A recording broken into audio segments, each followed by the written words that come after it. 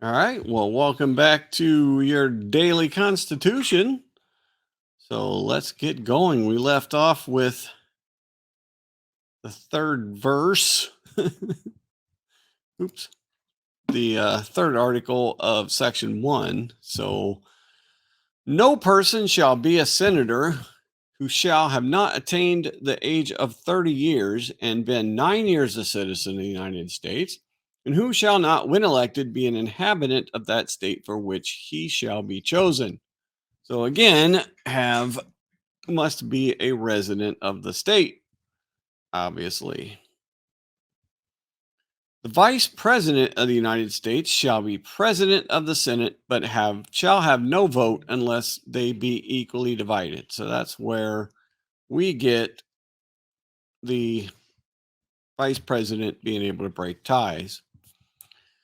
The Senate the Senate shall choose their officers and also a president pro tempore in the absence of the vice president, or when he shall exercise the office of the president of the United States. Number 6, the Senate shall have the sole power to try all impeachments. When sitting for that purpose, they shall, on oath or affirmation, when the President of the United States is tried, the Chief Justice shall preside. No person shall be convicted without the concurrence of 2/3 of the members present. Judgment in cases of impeachment shall not extend further than to removal of office and disqualification to hold and enjoy any office of honor, trust, or profit under the United States. But the party convicted shall nevertheless be liable and subject to indictment, trial, judgment, and punishment according to law. Section 4, 1. The times, places, and manner of holding elections for senators and representatives shall be prescribed in each state by the legislature thereof. But the Congress may at any time by law make or alter such regulations, except as to places of the choosing of senators. So this is one of the things that gives a lot of power back to the states. The Congress shall assemble at least once in every year, and such meetings shall be on the first Monday in December, unless they shall by law appoint a different day. Section 5, each house shall be the judge of the elections, returns, and qualifications of its own members, and a majority of each shall constitute a quorum to do business, but a smaller number may adjourn from day to day, may be authorized to compel the attendance of absent members in such manner and under such penalties as each house may provide. So this is another thing where the house is going to make its own rules. Each house may determine the rules of its procedures, punish its members for disorderly behavior, and with concurrence of 2/3 expel a member. More just giving the members of each house, the Senate and the House, the ability to operate how they see fit and how they agreed it to operate. Each house shall keep a journal of its proceedings and from time to time publish the same, excepting such parts as may in their judgment require secrecy. And the yeas and nays of the members of either house or any questions shall, at the desire of 1/5 of those present, be entered on the journal. Neither house during the session of Congress shall, without the consent of the other, adjourn for more than 3 days, nor to any other place than that which 2 houses shall be sitting. Section 6. The senators and representatives shall receive a compensation for their services to be ascertained by law and paid out of the Treasury of the United States. Now, this gets us a footnote, which this clause has been affected by Amendment 27, which that's the last one. And when we get to that amendment, that one's pretty interesting. They shall, in all cases except treason, felony, and breach of the peace, be privileged from arrest during their attendance at the session of their respective houses, and in going to and returning from the same, or for any speech or debate in either house, they shall not be questioned in any other place. So this gives those members of Congress certain protections under the law. No senator or representative shall, during the time for which he was elected, be appointed to any civil office under the authority of the United States, which shall have been created, or the emoluments, emoluments, whereof shall have been increased during such time, and no person holding any office under the United States shall be a member of either house during his continuance in office. No person holding any office under the United States shall be a member of either house during his continuance in office. So you cannot operate as another part of government while you're in Congress. Section 7. All bills for raising revenue shall originate in the House of Representatives. So they gave the House of Representatives, that's the power of the purse, as it's been called many times. But the Senate may propose or concur with amendments as on other bills. Every bill which shall have passed the House of Representatives and the Senate shall, before it become a law, be presented to the President of the United States. If he approves, he shall sign it, but if not, he shall return it, with his objections to that House in which it shall have originated, who shall enter the objections at large on their journal and proceed to reconsider it. If after such reconsideration 2/3 of that House shall agree to pass the bill, it shall be sent, together with the objections, to the other House, by which it shall likewise be reconsidered, and if approved by 2/3 of that House, it shall become law. So this is the veto and the veto override power. But in all such cases, the votes of both houses shall be determined by yeas and nays, and the names of the persons voting for and against the bill shall be entered on the journal of each house respectively.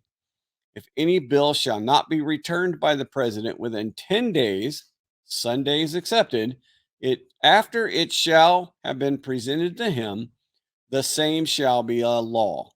In like manner, if he signed it, unless the Congress by their adjournment prevent its return, in which case it shall not be a law.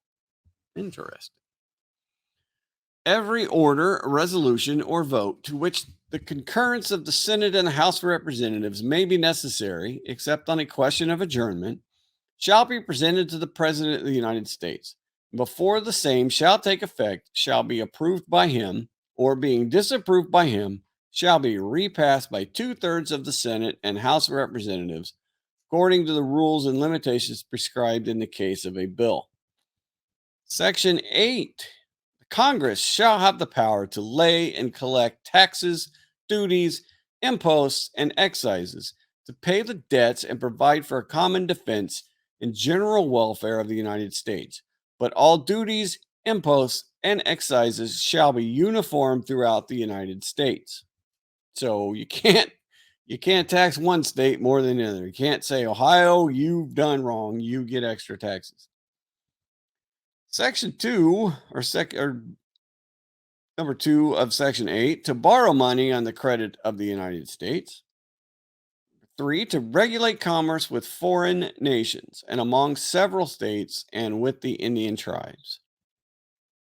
Number 4, to establish a uniform rule of naturalization and uniform laws on the subject of bankruptcies throughout the United States. To coin money, regulate the value thereof and of foreign coin, and fix the standard of weights and measures. These are all other powers granted to the Congress. To provide for the punishment of counterfeiting the securities and current coin of the United States. To establish post office and post roads. To promote the progress of science and useful arts by securing for limited times to authors and inventors the exclusive right of their respective writings and discoveries. Notice it says useful arts. Sure, we can argue what is useful. to constitute tribunals inferior to the Supreme Court, to define and punish piracies and felonies committed on the high seas and offenses against the laws of nations, to declare war, grant letters of marque and reprisal, and make rules concerning captures on land and water, to raise and support armies, but no appropriation of money to that use shall be longer term than 2 years, to provide and maintain a navy, to make rules for the government and regulation of the land and naval forces. Scroll down. To provide for calling forth the militia to execute laws of the Union, suppress insurrections, and repel invasions. To provide for organizing, arming, and disciplining the militia, and for governing such part of them as may be employed in the service of the United States, reserving to the states respectively the appointment of officers and the authority of training the militia according to discipline prescribed by Congress. To exercise exclusive legislation in all cases whatsoever over such district, not exceeding 10 miles square, as may, by cession of particular states, and the acceptance of Congress, become the seat of government of the United States, and to exercise like authority over all places purchased by the consent of the legislature of the state in which same shall be, for the erection of forts, magazines, arsenals, dockyards, and other needful buildings, and to make all laws which shall be necessary for proper for carrying into execution the foregoing powers, and for all other powers vested by this Constitution in the government of the United States, or in any department or officer thereof.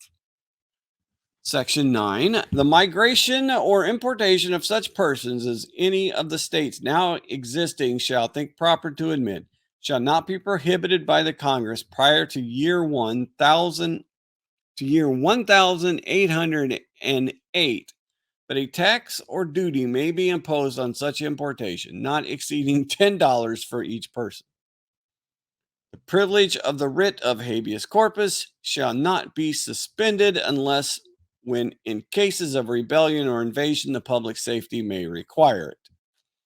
No bill of attainder or ex post facto law shall be passed. No capitation or other direct tax shall be laid, unless in proportion to the census or enumeration herein before directed to any taken. To no tax or duty shall be laid on articles exported from any state. No preference shall be given by any regulation of commerce or revenue to the ports of one state over another, nor shall vessels bound to or from one state be obliged to enter, clear, or pay duties in another. All right, that is where we are going to conclude this one. We will pick up the next one with Article 7. But as you can see, the founders really put a lot of emphasis on the legislative branch. They put a lot of the power of government to make laws and to guide how government works in the hands of Congress. And so it seems over time that their power has seemed to erode, and a lot of it is self-inflicted. But initially, they were supposed to be one of the most powerful parts of the government. So anyway, we will pick it up there next time. Thank you for hanging out, and we'll see you next time.